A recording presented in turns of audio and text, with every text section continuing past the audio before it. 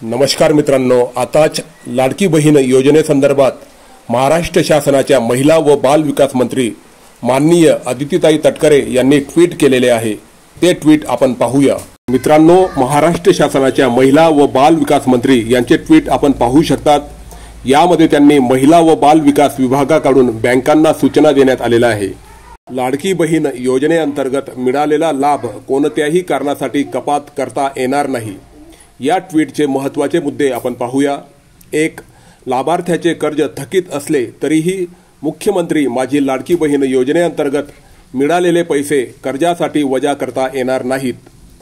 दुसरा महत्त्वाचा पॉइंट पाहूया। कोणत्याही कारणास्तव लाभार्थ्याचे खाते गोठवण्यात आले असेल तर ते पूर्ववत करण्यात यावे।